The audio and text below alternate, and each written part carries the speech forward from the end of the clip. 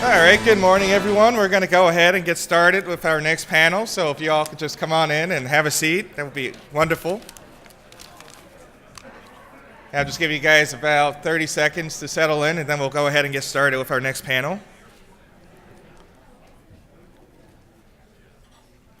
So this is panel number 4, entitled Insights into Consumer Decision Making.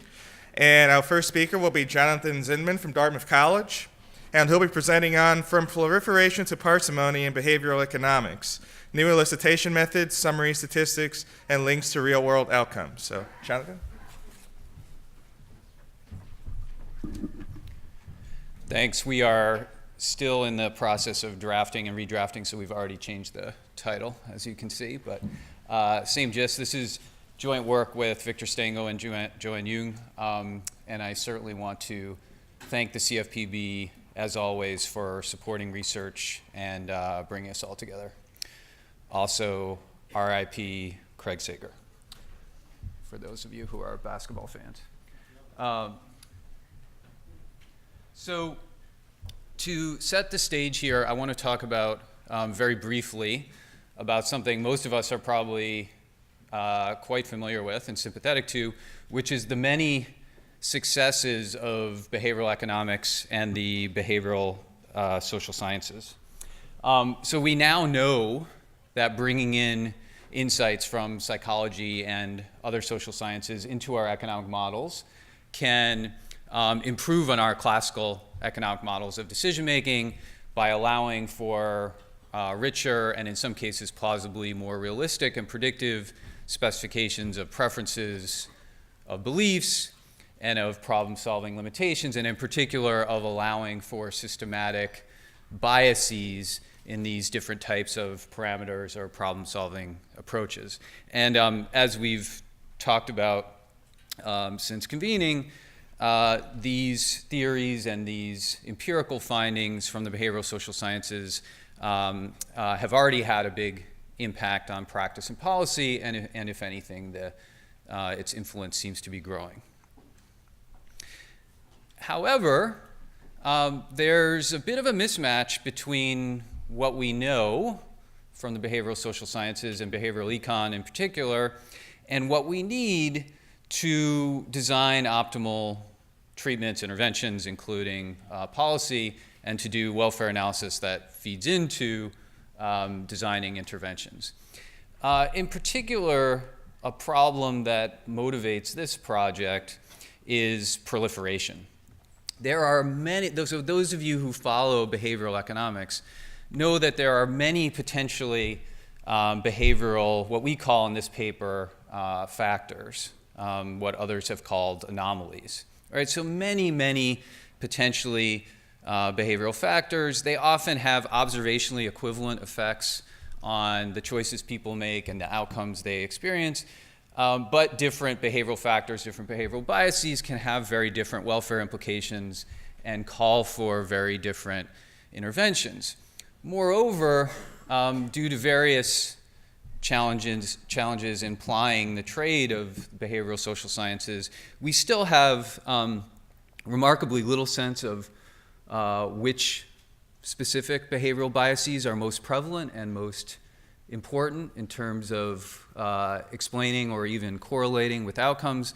We have little sense of how these many different potentially behavioral factors fit together at the level of an individual. Is someone who is present biased more likely or less likely to be loss averse, and how does that fitting together or not fitting together influence downstream decisions in that person? And we have little sense of how sort of the complete picture of behavioralness of behavioral factors at the level of an individual impact or correlate with choices in the financial domain, which is the focus of this first paper, or other domains. All right, so we have a proliferation challenge in behavioral economics. Encouragingly, I think, from an intellectual history standpoint, we've been here before in terms of research on various types of inputs into consumers' decision making.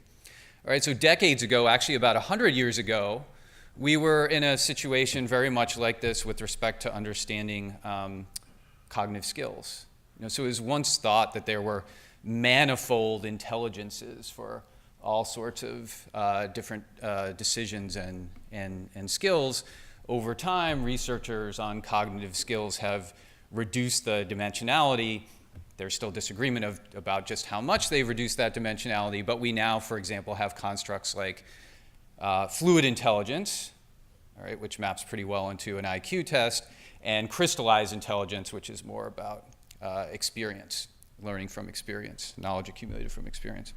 Similarly, for what economists like to call non-cognitive skills, including but not limited to personality traits. So there was a similar, over time, reduction in dimensionality of personality traits from sort of an overwhelming panoply to a more tractable, lower dimensional set of constructs, like, for example, the Big Five personality traits.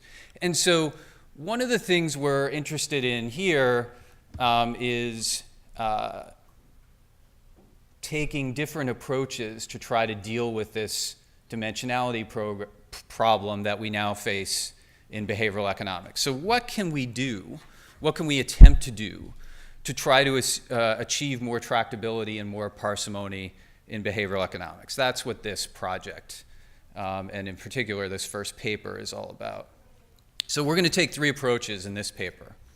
One which we call survey parsimony, all right, where the key question here is, can you elicit useful information with sufficient signal on a rich suite of potentially distinct or potentially interrelated behavioral factors from a large representative sample at lower cost? And so the project here, the quest here, is to ask, can we very substantially lower the barriers to collecting data on different behavioral factors, on different or potentially different behavioral traits, if you will. So that's the first component of our quest, the first question we try to begin to answer in this paper. The second component of our quest for parsimony is what we call summary statistic parsimony, and here we're very much motivated by the spate of work in recent years taking a reduced form sufficient statistic approach to modeling behavioral influences on decision making for the purposes of crafting interventions, including policy analysis and policy design. And so here what we're going to ask is, all right, we're going to collect data. It's going to end up having signal, as I'll try to convince you. We're going to collect data across 17 potentially different behavioral factors, behavioral inputs to decision making. What we ask here with respect to summary statistic parsimony is, if you combine that information across the 17 different behavioral factors within person, does this help us understand decisions and outcomes? And in this paper, our focus is on the financial domain. And in doing so, we're going to have something to say about whether different behavioral factors are in fact conceptually distinct, in the sense that we're going to have something to say about whether different behavioral factors have reinforcing or countervailing, canceling out relationships to downstream behavior in the financial domain. Relatedly, in our third approach, our third piece of our quest for parsimony in this paper is a common factor approach, all right, which has been applied, as I implicitly alluded to, in some other aspects of research on consumer decision making. We are going to, we estimate whether these 17 different B factors are correlated within person, and we find some evidence that they are. There's a question about how strongly they are.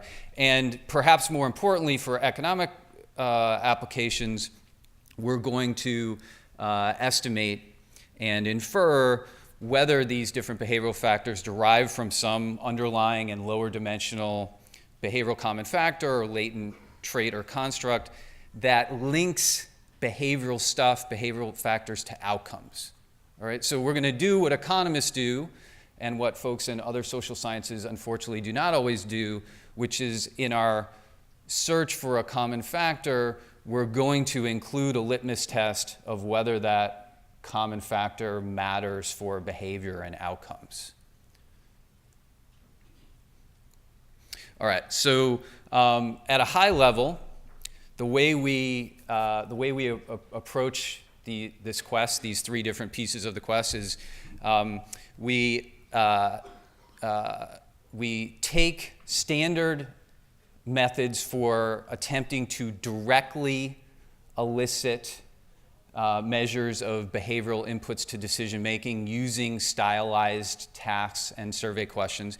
We take sort of high profile and standard methods and abbreviate and adapt them for implementation in a nationally representative online survey. So that's step one. As I said, we do this for 17 potentially distinct behavioral factors, everything from present biased discounting over money to deviations, choice and consistency, deviations from the general axiom of revealed preference, loss aversion, statistical fallacies, exponential growth bias, limited attention, so on and so forth. So 17 potentially distinct behavioral factors. We administer our tasks and our questions in Rand's American Life panel. We combine our data on these potentially behavioral factors with rich data on other inputs to decision making, what we call control variables, demographics, several standard measures of cognitive skills, including, importantly, financial literacy, given that we're interested in the financial domain here. We also measure and control for a proxy for survey effort, which is how much time people spend on our tasks and answering our questions. So we observe response times. And then we use this data to pursue tests of each of our three pieces. So I don't have time to tell you much about the RAND ALP, unfortunately. In measuring and then summarizing these behavioral factors, we do this very simply for the most part. A lot of what we do relies on simple 1-0 indicators of whether someone exhibits a behavioral bias defined as deviating from whatever the neoclassical norm is. In some cases, a deviation can be in either of two directions. So you can be present biased or you can be future biased, right? You can underestimate the extent to which the law of large numbers is powerful, or you can overestimate that, right? In some cases, the deviation is only unidirectional. So, for example, you're either, at least in our elicitation, you're either loss averse or you're not loss averse. We then, for one of our summary statistics, we simply count or sum those 17 ones or zeros to create what we call the B count. All right, which is simply, again, the count of how many behavioral deviations you exhibit in our data. And then we also have a measure that is more along the lines of an intensive margin, but not quite, where we use percentiles of deviations from neoclassical norms. All right, unfortunately, I don't have time to get into details. We find that some of these behavioral factors are far more prevalent than others in this nationally representative sample, and we think that these very simple summary statistics will be useful for some folks. We find that when you aggregate across these 17 behavioral factors to the level of the individual, that behavioral deviations are quite prevalent. All right, so and this holds true even if you use various arbitrary cutoffs for what counts as a large or small deviation. So it's not just that we're picking up sort of trembling hands and the noise that undoubtedly exists in responding to our stylized tasks. The typical person exhibits several of these behavioral factors. Indeed, the working title of the very first draft of this paper was "We Are All Behavioral," because that's what we're finding descriptively. All right, and so just to fix ideas, one of the key pillars of our empirical approach here is, as I alluded to, linking behavioral factors to outcomes.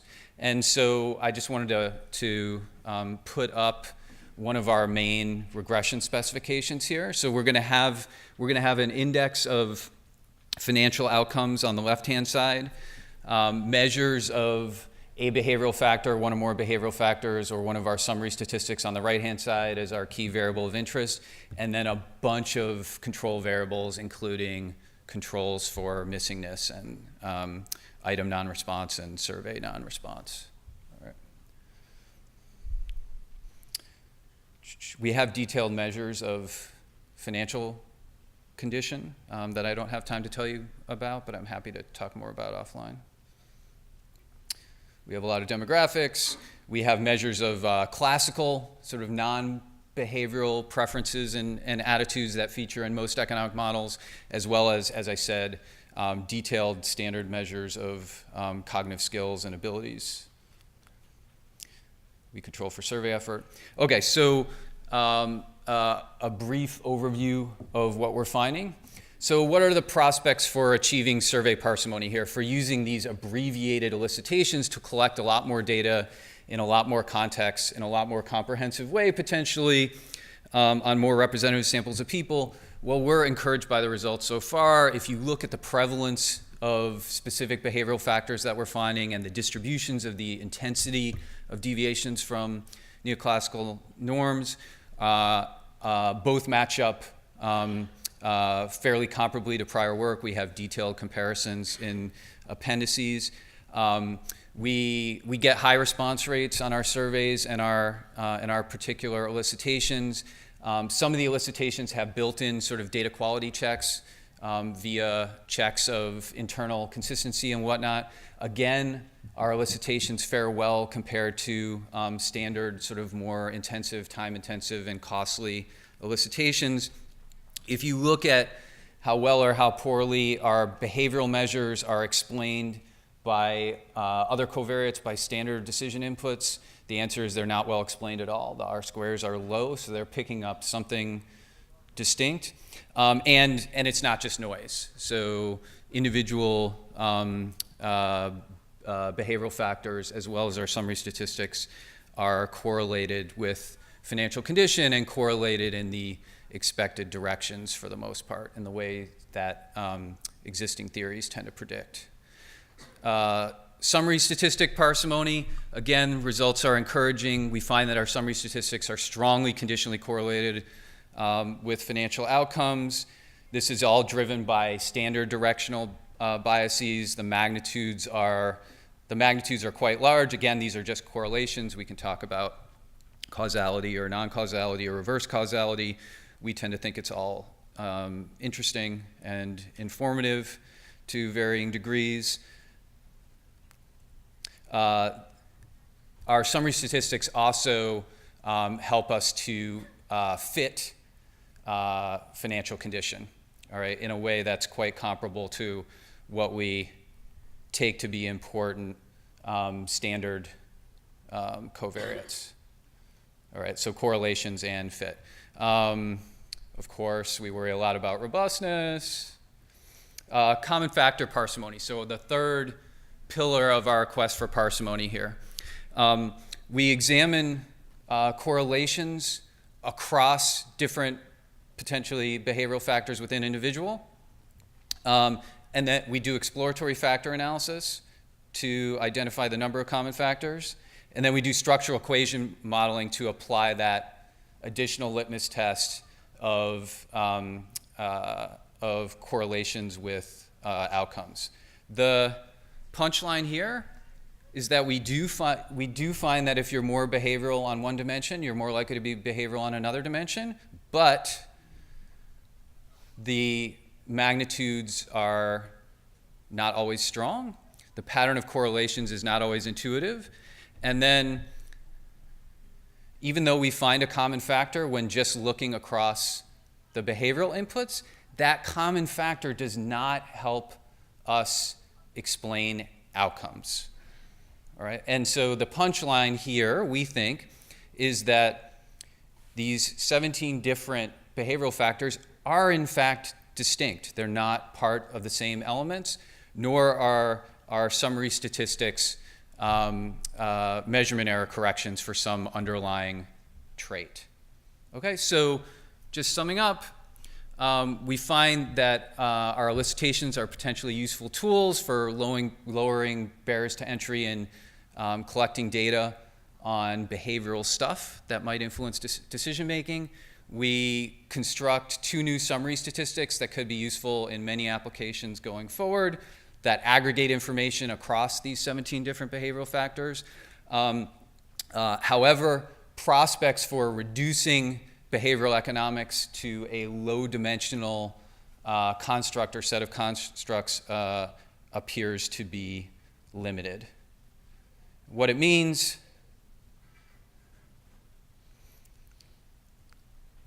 I think the most important implication at this point is that our results support both of the current leading approaches to modeling behavioral economics. All right, so our results and our methods and our tools support both considering behavioral factors in relative isolation, which was the standard operating practice very broadly until about 4 or 5 years ago. It also supports this newer approach of trying to summarize the various behavioral influences on decision making in a reduced form way using a sufficient statistic approach. And so we have results and new tools for building out both of these current leading approaches. And look forward to getting your feedback. Thanks.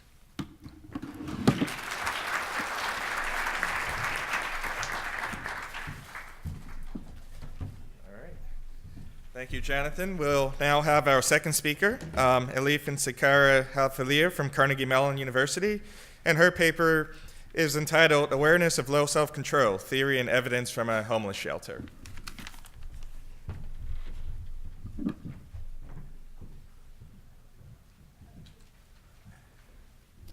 Thank you. This is a joint work with Sarah Linardi from University of Pittsburgh. Self-control is the ability to follow one's ideal action despite the temptations, and it is an important concept in behavioral economics. It is also important in financial decision making. Higher self-control people may save more. We don't know self-control affects savings rates. Self-control may also affect the demand for commitment saving devices. Because of that, it is crucial to measure self-control in our studies. There are 2 main ways to measure self-control. One is incentivized experiments. Economists prefer incentivized experiments, but generally incentivized experiments are complex and they are expensive to implement. On the other hand, surveys provide a cheaper and easier to implement alternative. But the question is how informative these surveys are. So let me give you an example. One survey measure asked people whether they are good at resisting temptation. As a subject, if I say that I am good at resisting temptation, it may mean either I have high self-control, or it may mean I am not aware of my low self-control. Another example is expected deviation measure of Amerix. This is another survey measure of self-control. In this measure, people are asked to state their ideal behavior and their predicted behavior if they were given to temptation. And the difference is taken as a measure of self-control.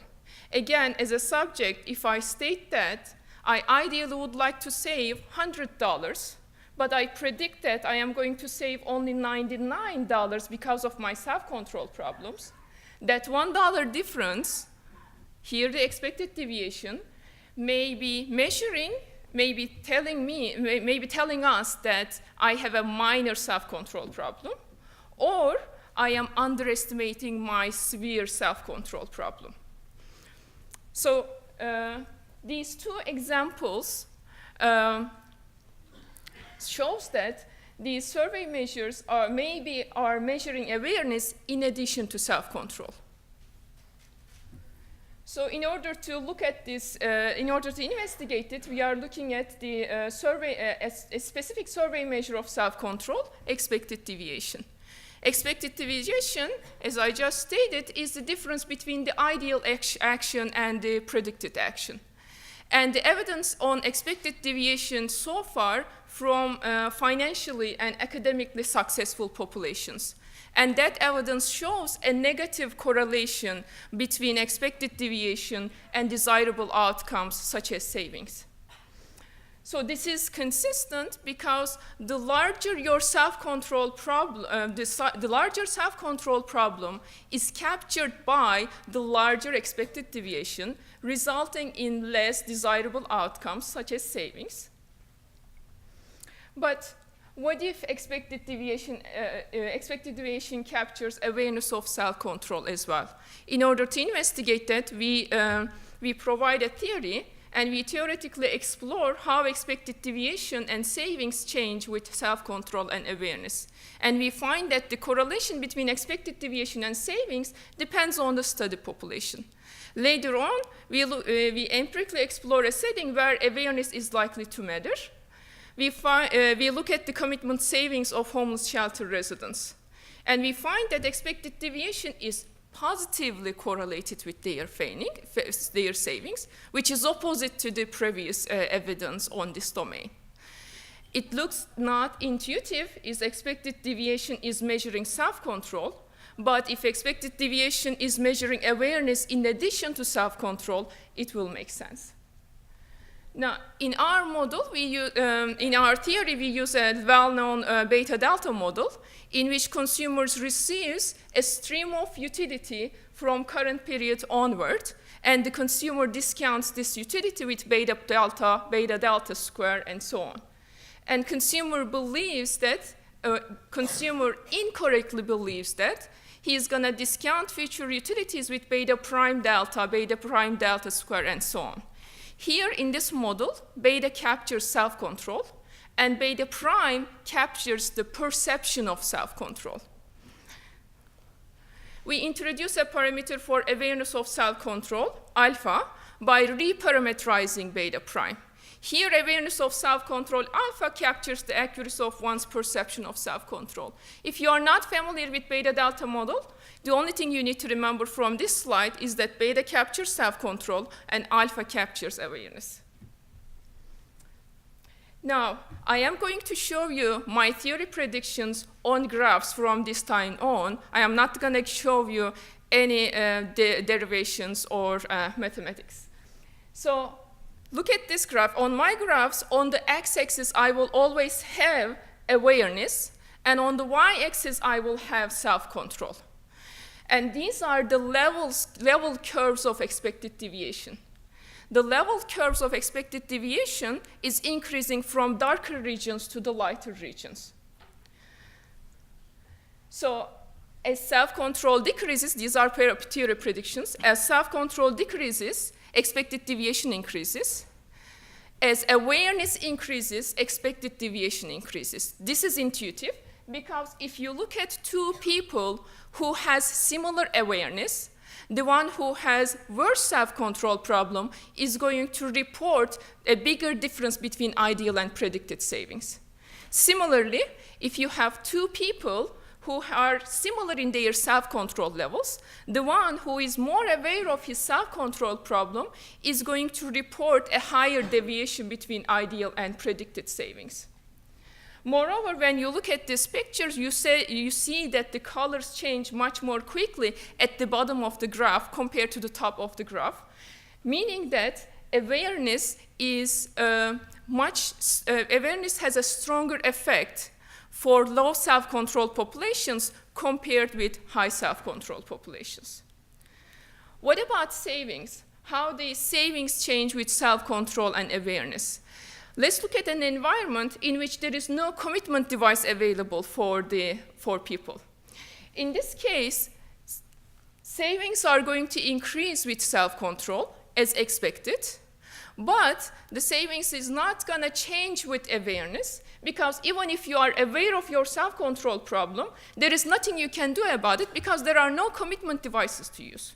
So what I am going to do now next is to put expected deviation graph and the savings graph side by side to show you my theory predictions in terms of the correlation between savings and expected deviation for different study populations.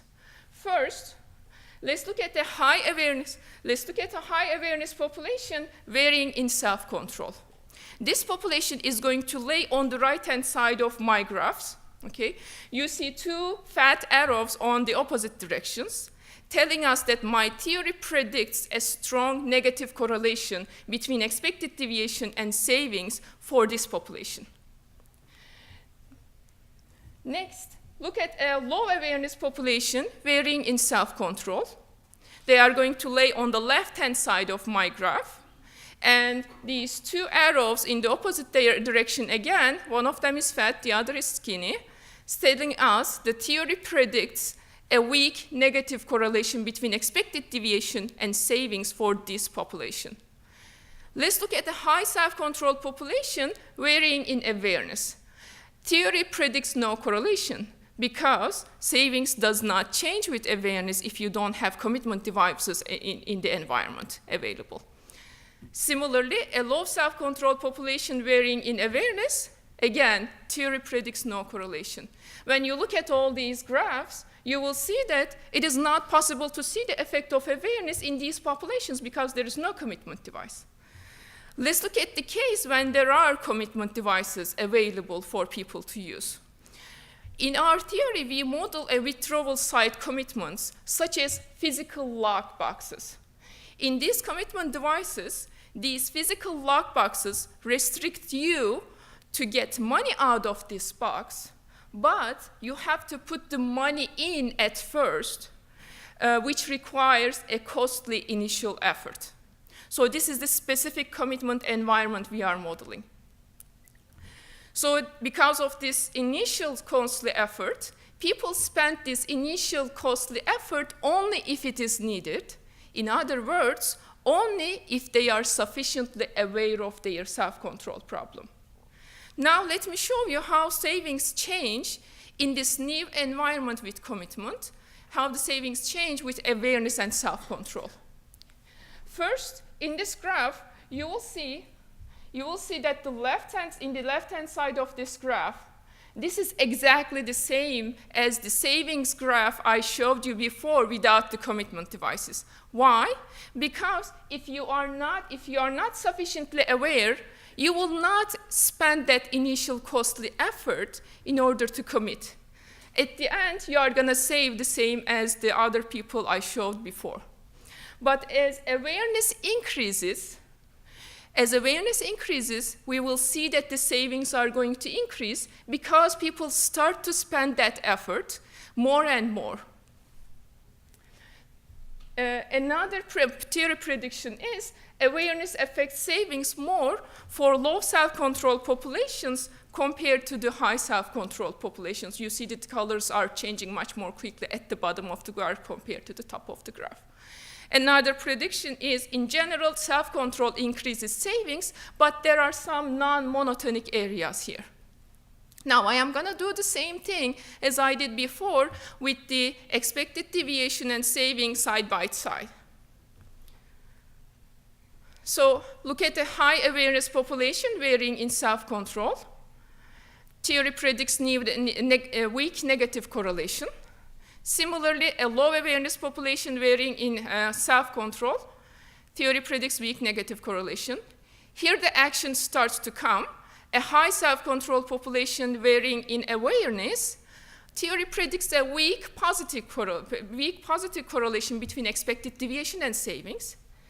And for a low self-control population varying in awareness, theory predicts a strong positive correlation. What does this mean? Among all these populations I presented to you, we are more likely to see the effect of awareness in this population when there are commitment devices available to these people. So in order to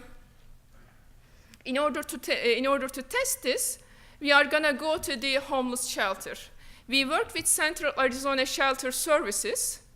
And when we look at the demographics or the characteristics of the individuals living in this homeless shelter, there are a couple of things which will attract your attention. The previous studies show that addiction, mainly addiction actually, addiction, incarceration, or high school dropouts, they are commonly also associated with low self-control. And in this population, the rate of death is high. Addiction is 37% of the population is addicted because of the homelessness, and incarceration is 20%, and high school dropouts is 37%. In addition to that, the self-control parameter estimated with this population is lower than the self-control parameter estimated with our standard populations. This also suggests that we are facing with a population who is low self-control. So this is a good area to test our theory prediction. So in the shelter setting, shelter covers almost all residential expenses for the residents, and residents need to report income and savings to the financial manager. Residents save in shelter box, and they can take out what they saved only when they leave the shelter. That means this lock box works as a withdrawal side commitment device. At first, you have to spend costly effort in order to put the money in the box, and later on, when you leave the shelter, you can take what you have saved. The shelter residents, their income expectation is $1,000 per month, and we conducted the expected deviation survey at the shelter by asking them their ideal savings and predicted savings. And we calculated the difference, and it is our expected deviation. In this population, the on average expected deviation is $115. Their income is much lower than what they had expected. Another thing is that their reporting rate is initially low.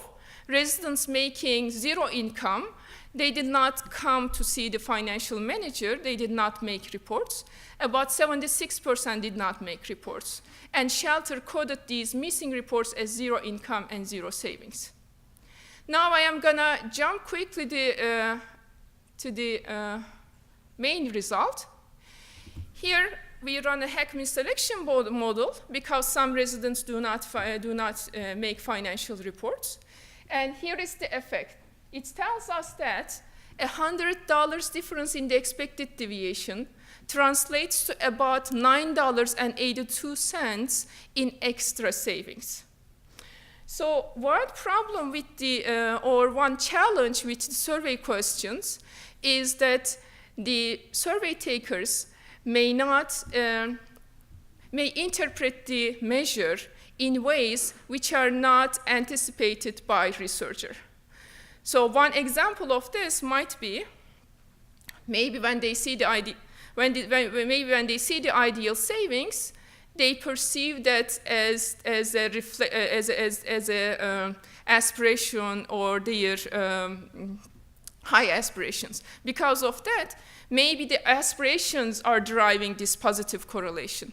In order to check whether that is the case, we are running the Heckman selection model separately for ideal savings and for the predicted savings, and we see that they do not have a significant effect separately. Only when you put them together, it has an effect.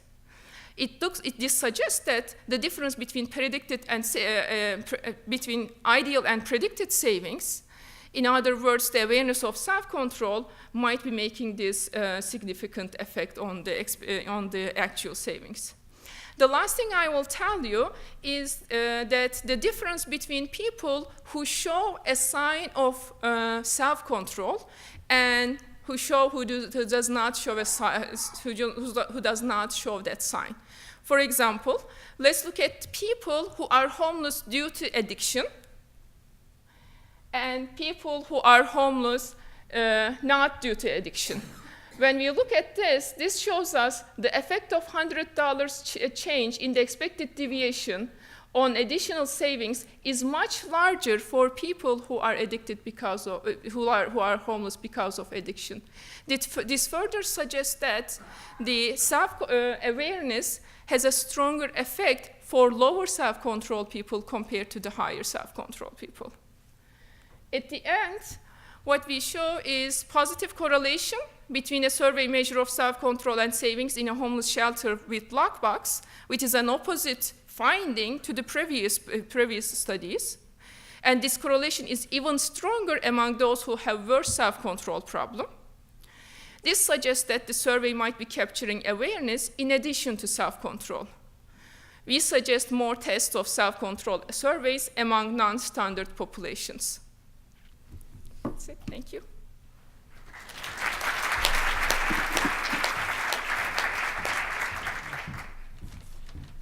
All right, so we will now have our third speaker, Marieke Bos from the Swedish House of Finance, and she will be presenting on economic scarcity and consumer credit choice. Take it away. I would like to thank the organizers for putting our paper on this fantastic conference. It's also very nice to present this paper after Elif has presented, because my paper and the theory behind our mechanism is very related to what Elif just presented. So this paper is together with Chloé Lecoq from the Stockholm School of Economics and Peter van Sante from the Central Bank in Sweden.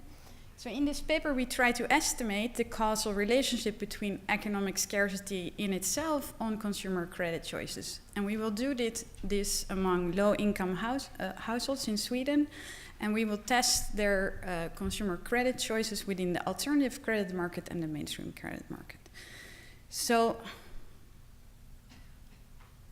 it has been documented that poor individuals are more likely to engage in behaviors that might risk to reinforce their conditions of poverty.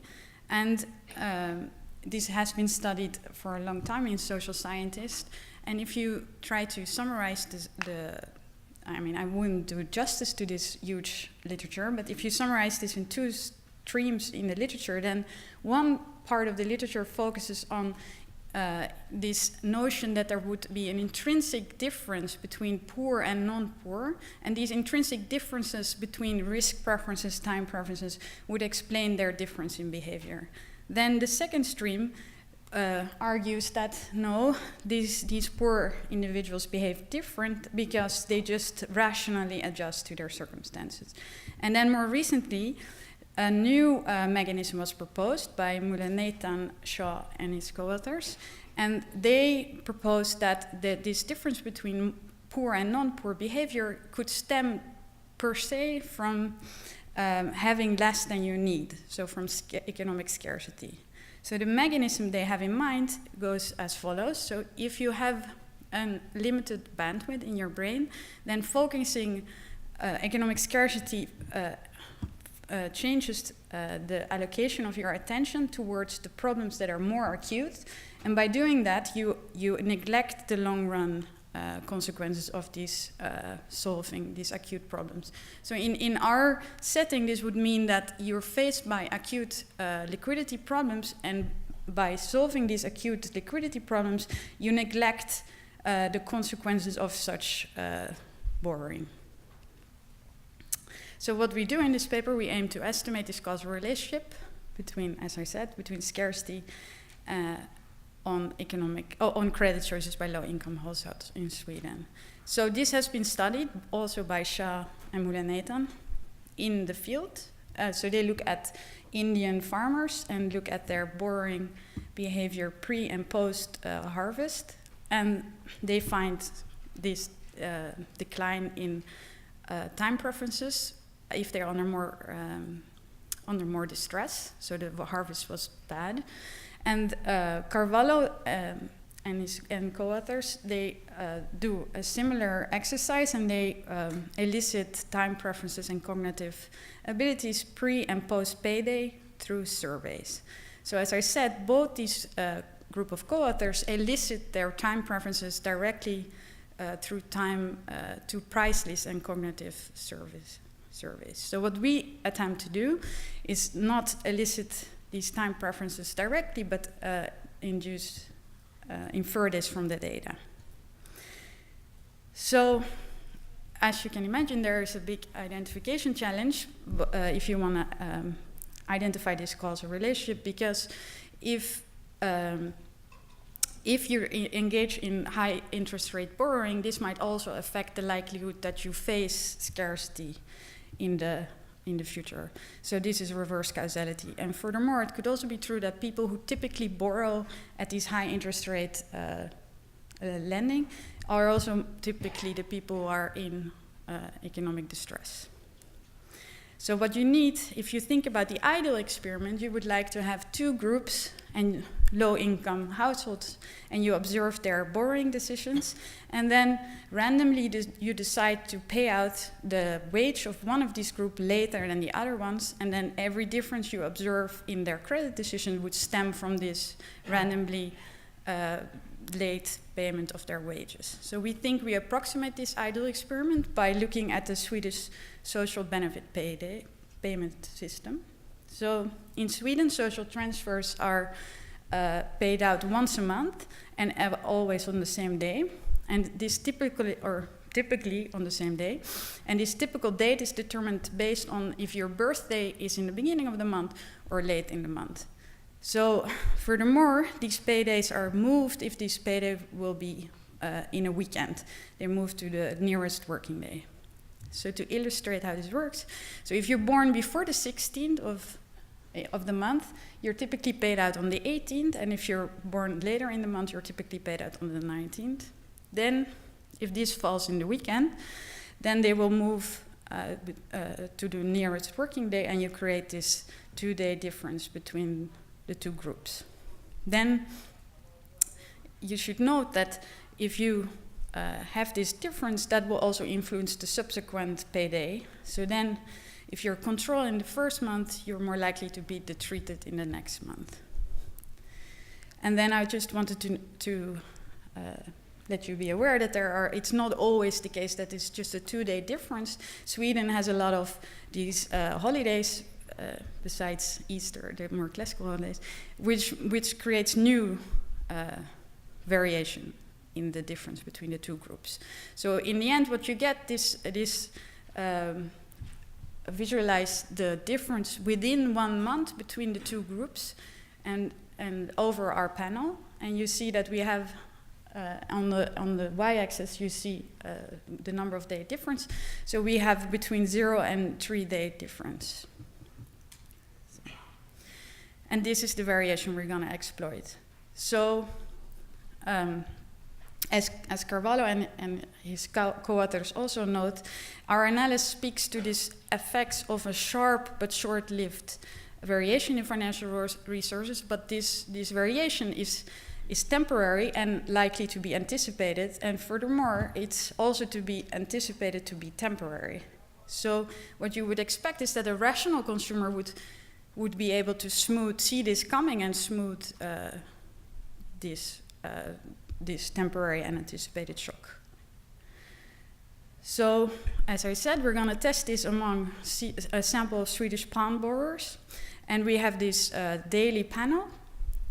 And we think, although it's a selected sample, we think this is there are some advantages of this sample in that for these pawn borrowers, they are absolute at a lower end of the income distribution. So for them, really 1 day does matter in the timing of their payday. Furthermore, since the pawn broker is only looking at your collateral, not on your personal characteristics, we can avoid selection based on creditworthiness from the individual.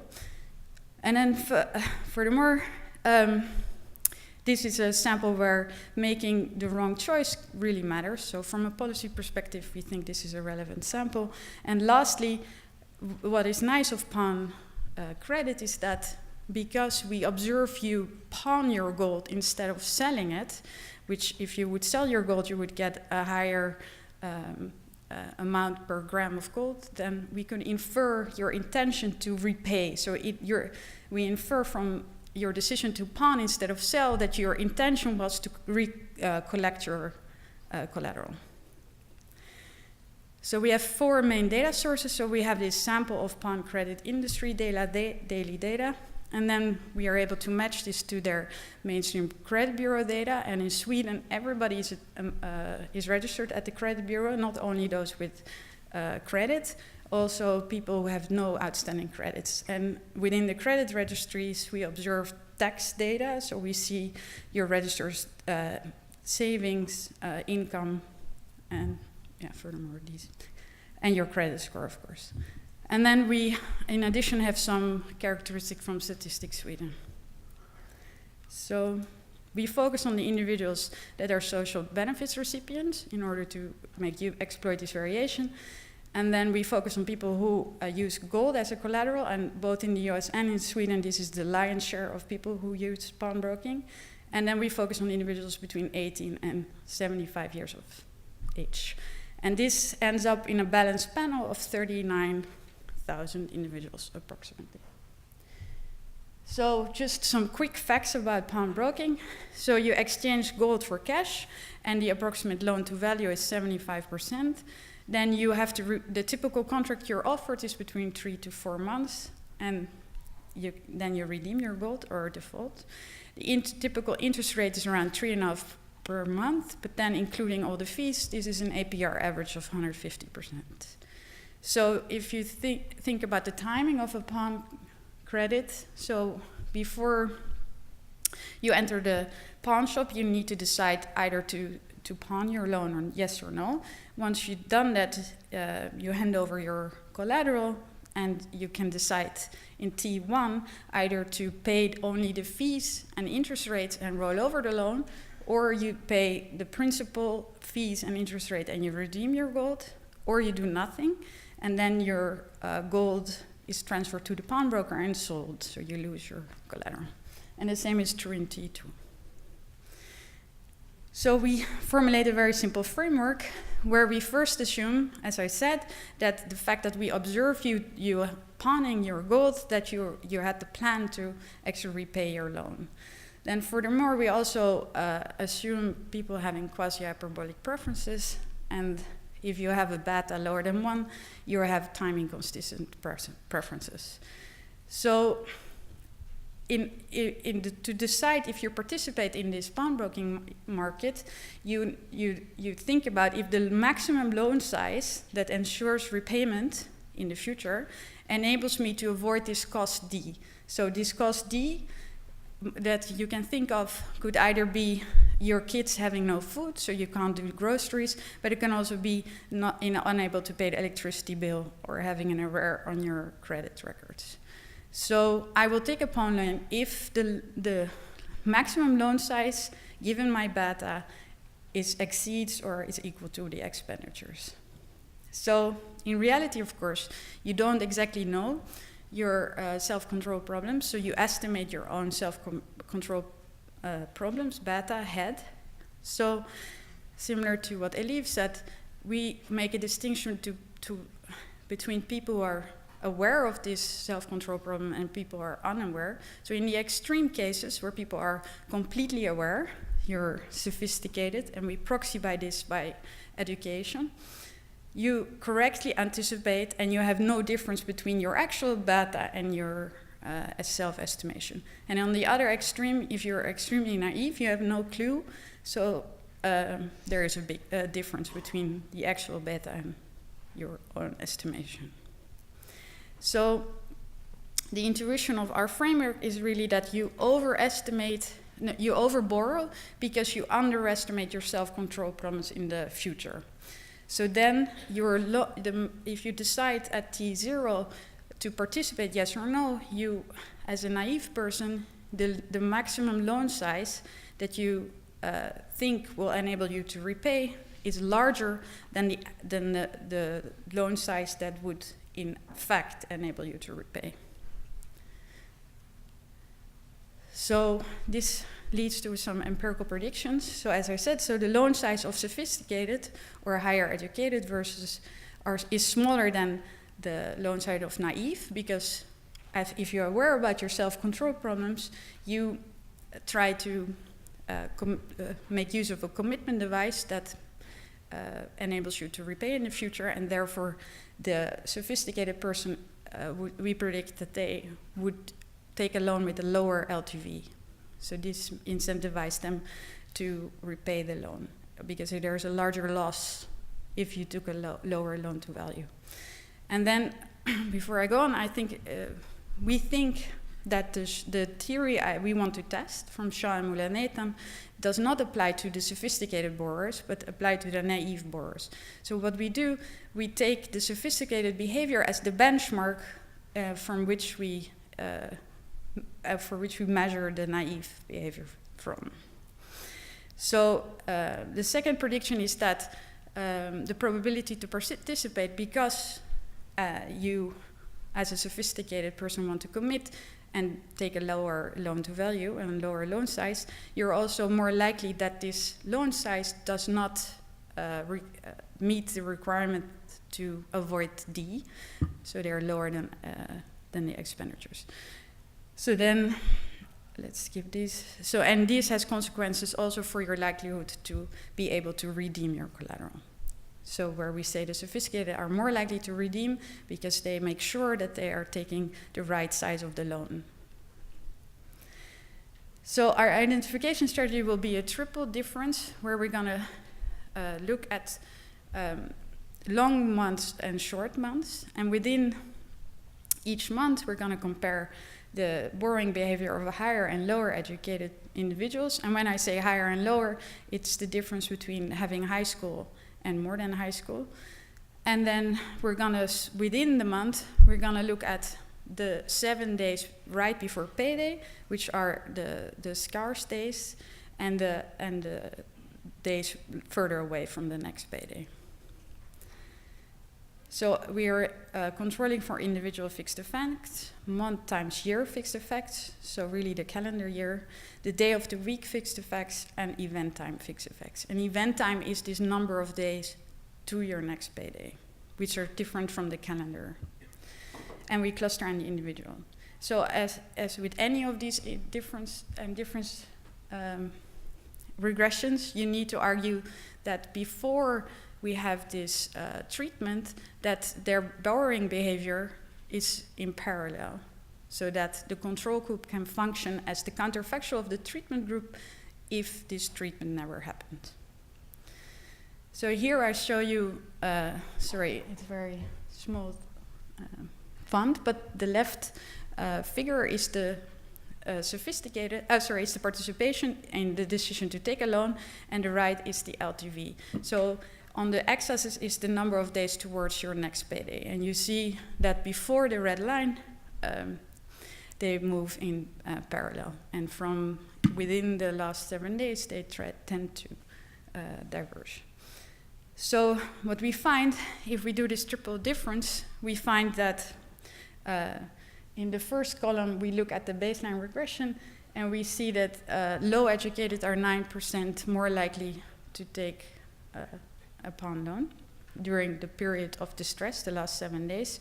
And then if we take a more extreme treatment, we find a larger effect. We also do a linear treatment, and we find that 4.5 per extra day of between two paydays, right? So I will skip. So also in line with our identification assumption, we find that if the treatment is bigger, so there's a larger difference between the control and treatment group in the number of days between paydays, we also find a larger effect.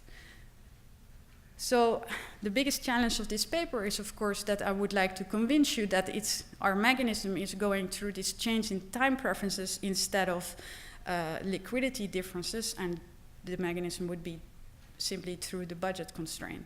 So in order to address this, I first want to note that if you yeah, I didn't include it here, but if you, in this graph, if you split that between low and high educated borrowers, you could see in line with our predictions that the low educated borrowers do not respond to this scarcity. So if anything, I would say that intuitively, if it would be liquidity difference, you would expect the low educated to increase their borrowing. Instead, we see the high educated reduce their borrowing in scarcity, and this generates our results. Furthermore, we make use of the richness of our data.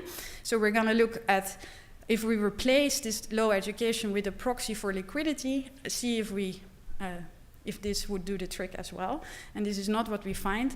So we have access to their liquidity in their credit cards, their savings, their spousal income, and marital status, for example. But we're still working on nailing that mechanism down. So furthermore, we find, I will go to the summary. So we also find that credit that is taken during these periods of distress is more likely to end up in default. So 5.7% more likely, these loans are more likely to default than the loans that are taking in periods of non-distress. So yeah, to summarize, we find that higher educated, relative to the benchmark, we find that low-income individuals with lower education are more likely to participate in these periods of distress in the pawn credit market. And they're also more likely to take loans with a higher LTV, and these credits are more likely to default. And we don't find evidence that this additional credit helped them to avoid arrears outside the pawn credit market, because we also observe their arrears on electricity bills outside, for example, electricity bills outside the pawn credit market. So the reason why we think this is an interesting mechanism is because the policy implications have some interesting policy implications, in that if you believe that individuals are able to make more optimal credit decisions, but because they're so occupied by solving more acute problems, then policies would have to aim more on alleviating these fluctuations in distress, instead of, for example, making efforts to make more disclosure about how costly a loan is. So, for example, one policy implication would be that you would have more frequent paydays, or that you make the paydays more in line with the bills of your electricity bills or your rent, for example. So, thank you very much.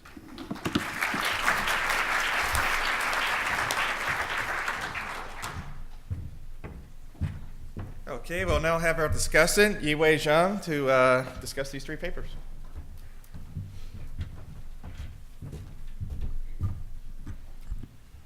Hi, everyone. So I'm very grateful to be able to take part in this really excellent conference. I'm an economist at the CFPB, so the usual disclaimer applies, where nothing I say represents the CFPB, its director, its staff, or the US government.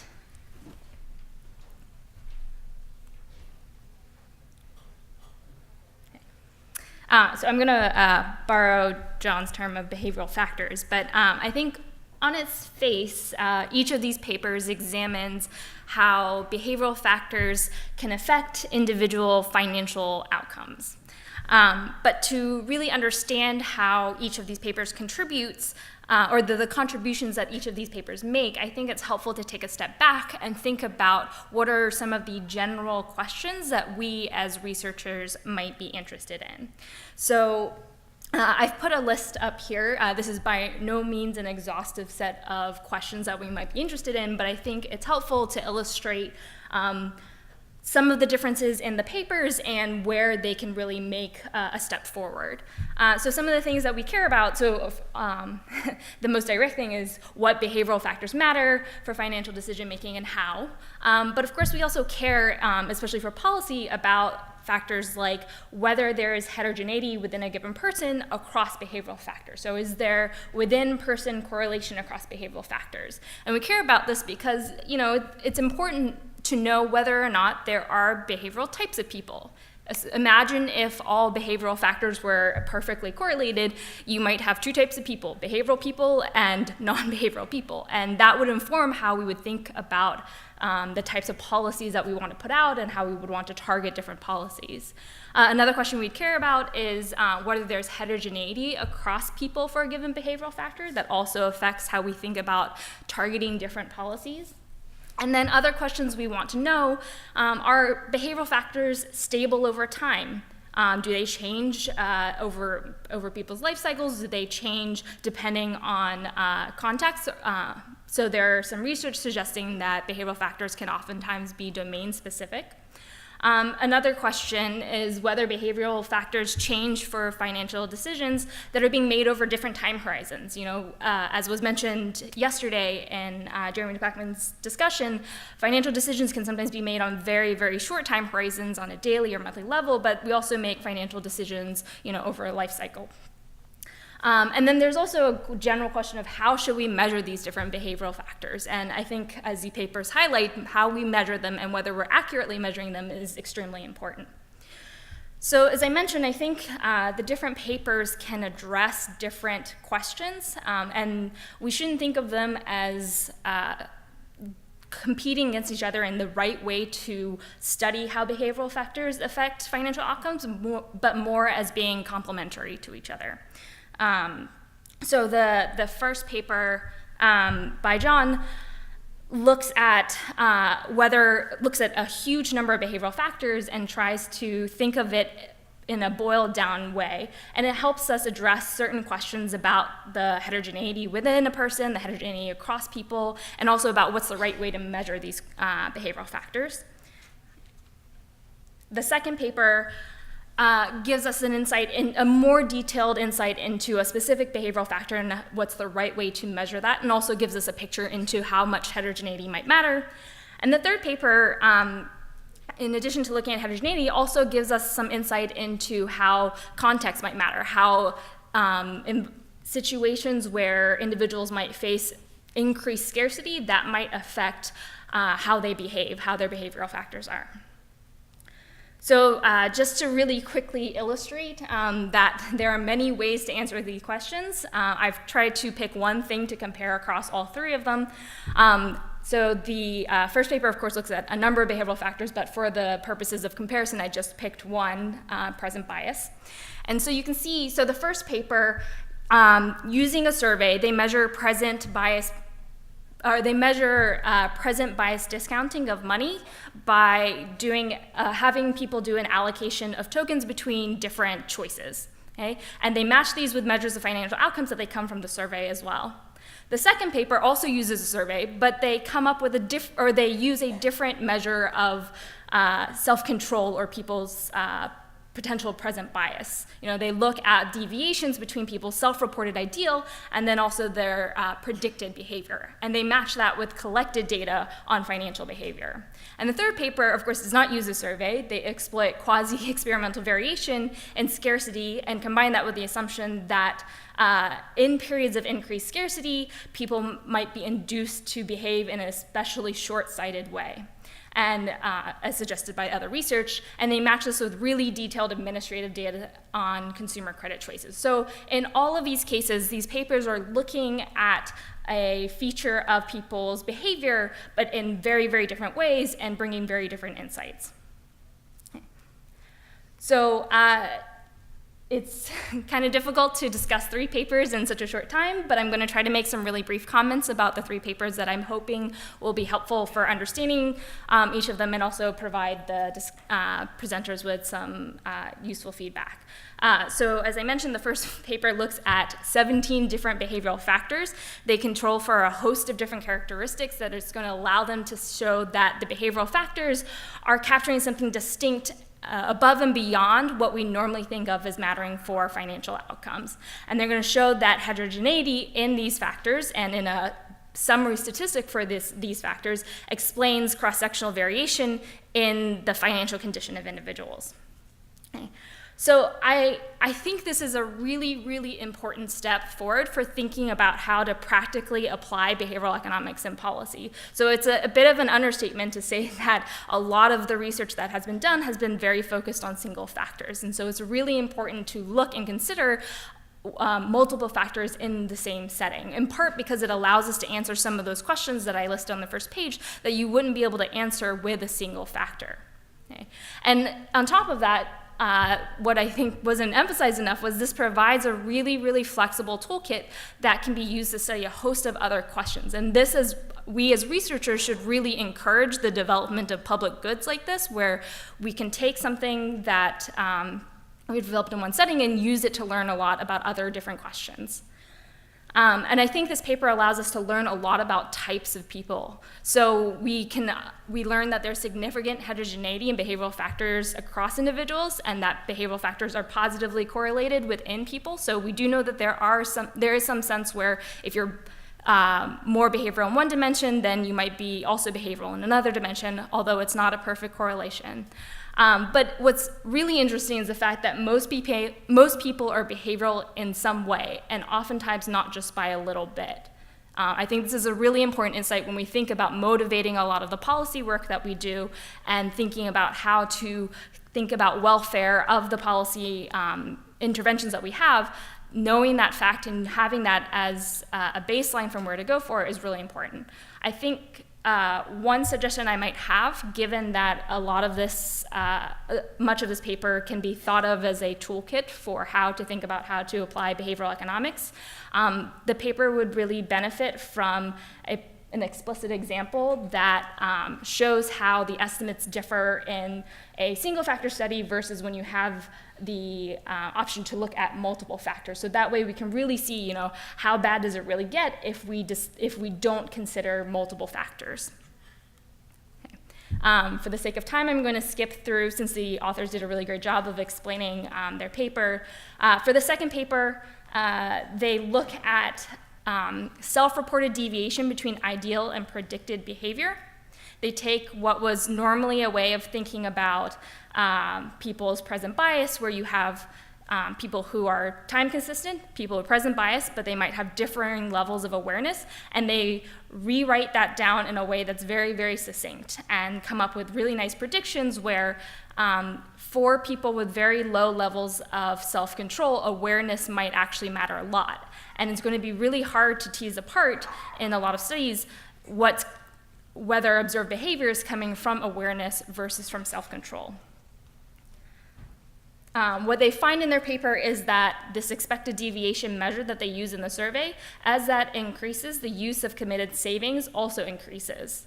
And that relationship is especially strong for subpopulations that we think are likely to have self-control problems, and that relationship is also especially strong when individuals are facing higher stakes.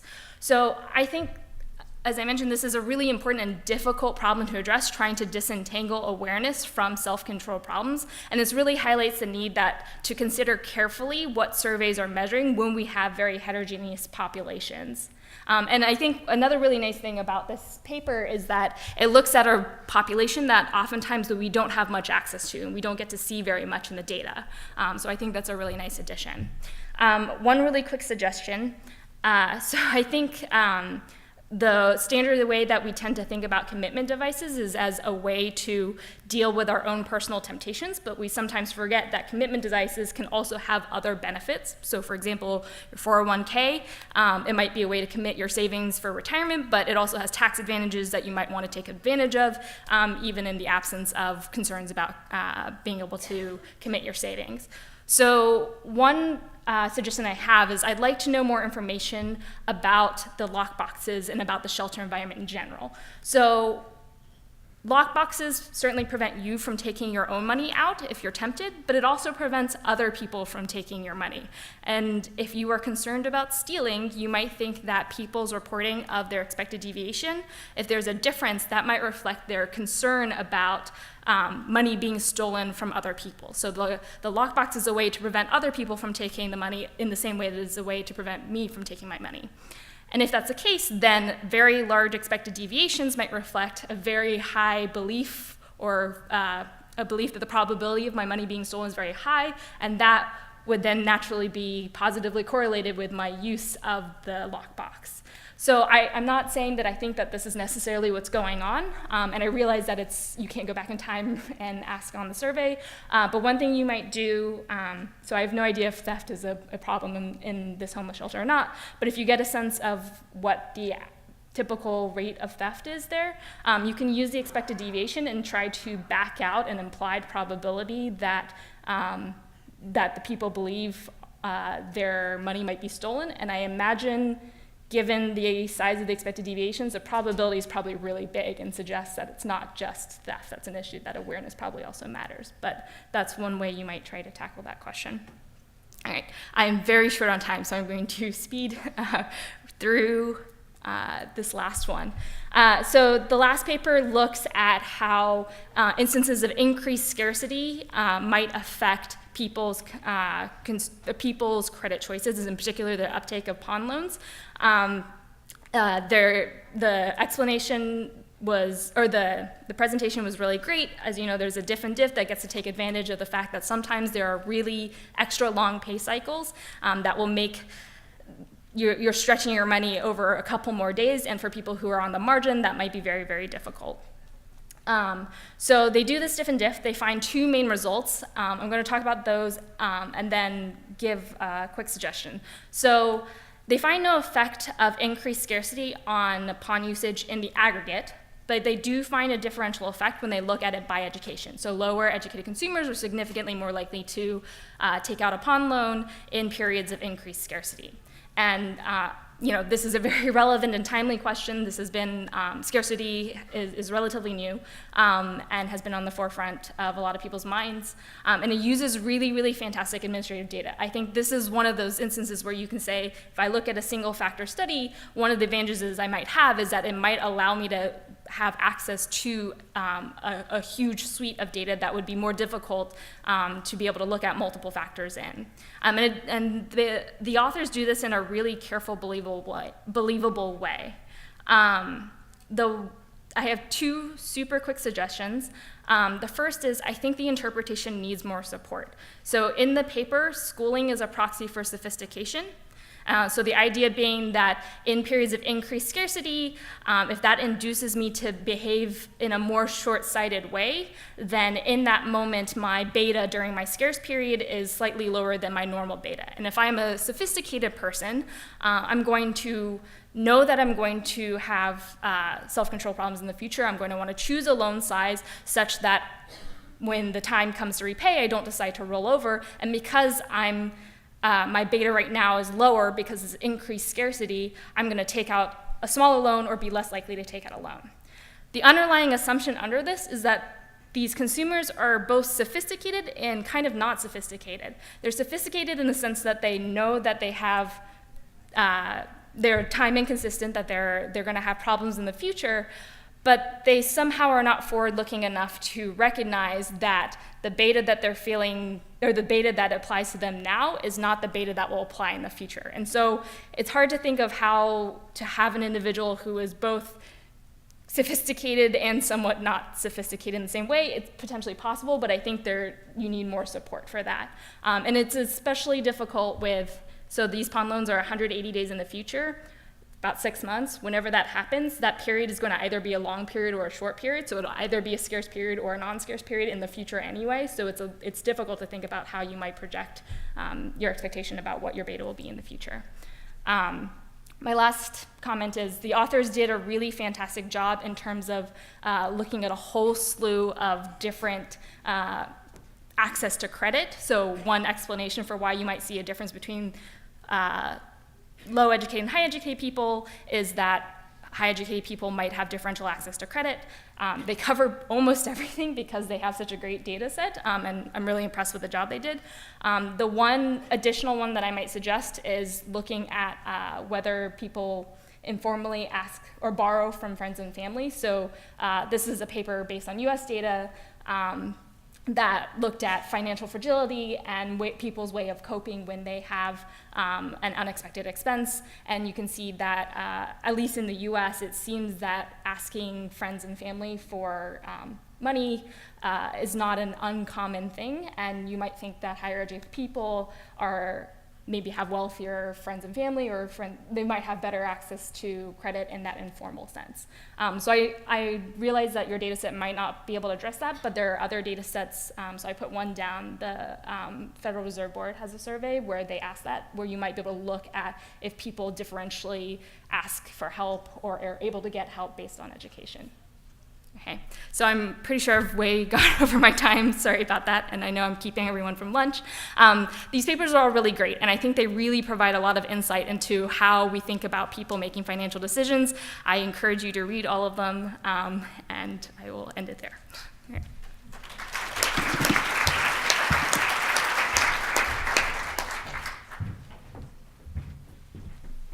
All right. So I think we're a bit over. One question? Okay, so I think we have time for one question. So who's going to take the lucky one question? Anyone going once, going twice? Over there. Yeah.